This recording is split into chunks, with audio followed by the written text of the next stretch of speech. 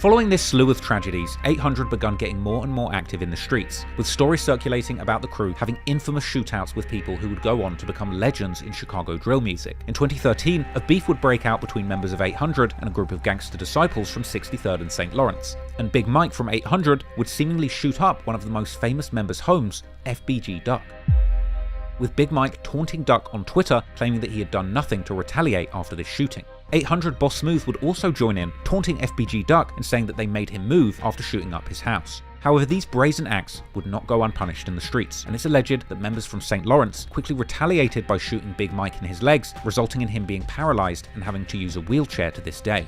And FBG Duck would even himself reply to Boss Smooth, implying that it was the GDs from St. Lawrence and 63rd that were directly behind paralysing Big Mike. However, Boss Smooth would merch it on Diddy that it was a different set that shot Mike, and one popular rumour is that the shooting was actually carried out by another set called TYMB, who may well have actually been responsible for the paralysing of Big Mike. Regardless, the exact cause of this injury would indeed remain a mystery, and despite having feuds with numerous dangerous street gangs in their area, 800 would continue to dish out violence themselves. 2013 was the year that 800 began their spree of violence, leading to a savage reputation, with everything kicking off after a brutal altercation with a member of Mac Creek, the same gang who had killed Tommy in 2009. On September the 9th, 2013, a man named Alan Ross, known in the streets as Fish from Mac Creek, was found laying in a grass patch in Washington Park at 6 AM. Initially it was thought he'd died from a gunshot wound to the back of his head, however the medical examiner would later determine that he had actually been beaten to death. Redditors have argued that Alan Ross, aka Fish, actually suffered mental disabilities, making this case even more heartbreaking and senseless. Users of the Chicago drill community Chiracology would actually cite this murder as 800's first revenge killing against Mac Creek. One popular rumour is that Fish was actually murdered over a mere $5 debt by an 800 member called Pyro, along with 3 other men. 800 members seemed pretty proud of killing Fish, despite him seemingly not being much of a threat in the streets. Boss Smooth would later rap on his scathing diss track 61 Dead Ops, "We don't do no fighting, end up like Fish." However, the 800 member rumoured to be responsible, Pyro, just 3 years later, in late May 2016, would suffer a brutal ending in scarily similar circumstances to what happened to Fish. Pyro, real name Kevin Larry, was in Washington Park, the very same park where Fish was killed, apparently playing dice with members from another gang called MOB when a dispute over a bet heated up. An MOB member by the name of Domo would reportedly shoot Pyro several times, leaving him dead. Now before this murder, 800 and MOB were apparently on good terms, and Pyro himself had even been pictured with some of their members. No suspects were charged in the following 2 weeks after Pyro's death. However, in a shocking turn of events, MOB Domo would be arrested immediately after holding a press conference, due to the fact that he was seeking $15 million in compensation from the Chicago police after being shot in the back by an officer while running away. A crazy incident which was even caught on camera.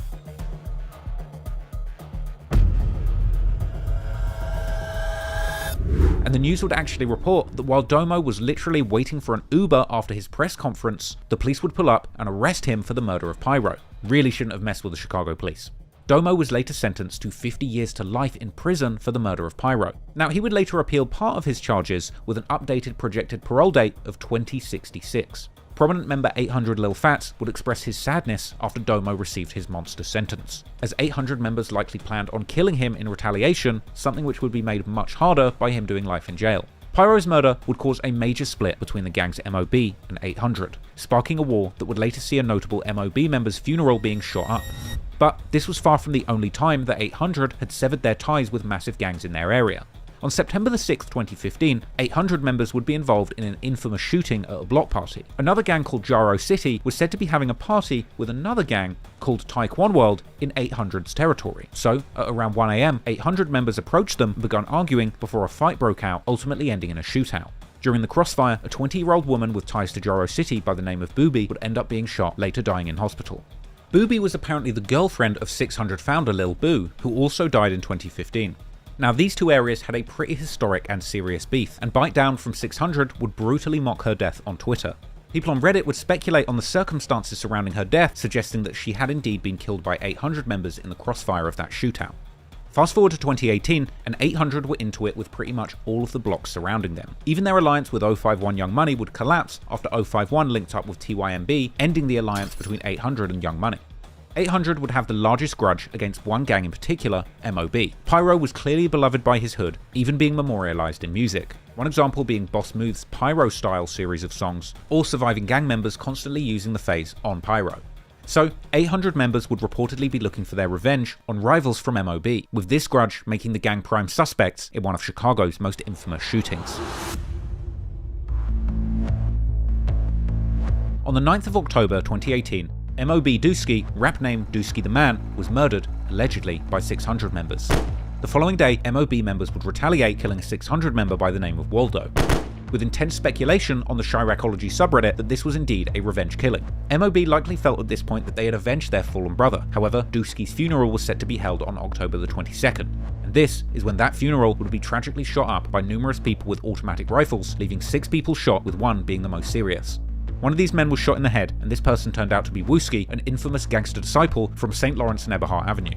Many rumours would spread after the shooting, debating exactly who it was who could have been responsible, as Wooski, MOB, and the GDs from 63rd and St. Lawrence had a lot of enemies in Chicago. Many have theorised that the shooters were actually O-Block and or 600 members who would shoot up the funeral as revenge for Waldo, with King Von from O-Block himself dropping numerous songs referencing the funeral shooting, like the track Grandson for President, where he references the shooting of Wooski, rapping, "I've been killing stuff for too long, it's like I'm a veteran, Wooski got shot, now he taking medicine, but anyway, GDK. Or on the song Back Again, where he raps that he might slide to funerals and shoot up everybody outside. However, many believe that it was actually 800 that might have been behind the funeral shooting, and much like O-Block's rappers, 800 members would leave many clues in their music relating to this shooting. 800 Fats would rap in his song Do Some, "You know I'm gripping my toolie, run up on him, have him looking like Wooski, slide to the funeral and shoot us a movie." And on the track Head Tap, Fats would also rap, "Up the Glock, quick head tap, now he looking Wooski slow." However, Lil Fats may not have been involved in the actual shooting, as police recordings from the day of the incident apparently labelled all the alleged shooters as having short dreads, and other 800 members could well match this description, as has been theorised on Reddit. But regardless, it seems 800 was celebrating the shooting that had happened, and shooting up this funeral is already an insane thing to do, but as dark and violence-fueled as 800's history is, nobody could have predicted the rampage that 2 of their members carried out in 2021, when in just one dark day, 4 people were shot, 3 people were killed, and the streets of Chicago were left terrified.